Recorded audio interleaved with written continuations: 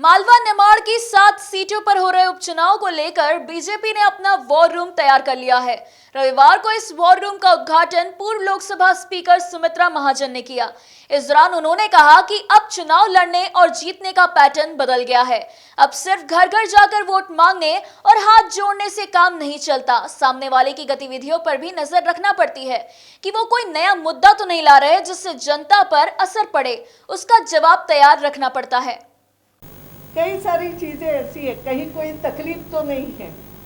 पहले तो ऐसा होता था जहाँ के तहाँ कुछ होने के बाद मालूम पड़ता। अब तो संचार माध्यम ऐसे हो गए हैं कि सुवासरा में किसी कोने में कुछ होता है तो उसके पश्चात तुरंत आ सकते हैं और वहाँ का कार्यकर्ता कभी कभी नहीं समझे किसकी मदद दूँ, मैं क्या करूँ, मैं इस संकट से उभरूँ तो कैसे।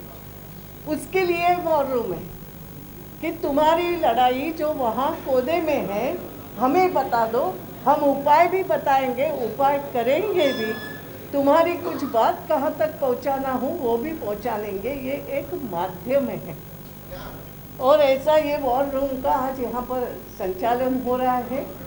शुरुआत हो गई है और आप भी जानते हो चुनाव की भी शुरुआत। अब चुनाव क्यों हो रहे क्या हो रहे, मगर बहुत महत्वपूर्ण चुनाव है। हमने नहीं सोचा था कभी, हमने कोई कोशिश नहीं करी कि हम सरकार, हमने कहा था कि ठीक है हमारी सरकार नहीं आई, थोड़े से हमारे हाथ से गई, 4-5 सीटें क्या कम मिली, हमारी सरकार नहीं आई, ये भी हो गया।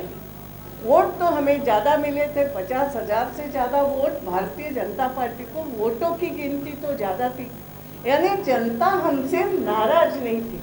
मैं मुद्दा ये रख रही हूँ कि जनता भारतीय जनता पार्टी की सरकार से कहीं तक नाराजी नहीं थी, थोड़ी सी कोई जो चुनाव में। और इसलिए ये वॉर रूम का भी अपना महत्व है कि ऐसी कोई बारीक सी भी चूक नहीं हो जाए, किसी की थोड़ी सी भी मदद की आवश्यकता हो तो वो मदद नहीं पहुंची, ऐसा भी नहीं हो जाए। तो 7 सीटों की और ऐसे 3 जगह पे ये वॉर रूम बने, क्योंकि ये 28 के 28 सीटों पर चुनाव बहुत महत्वपूर्ण है।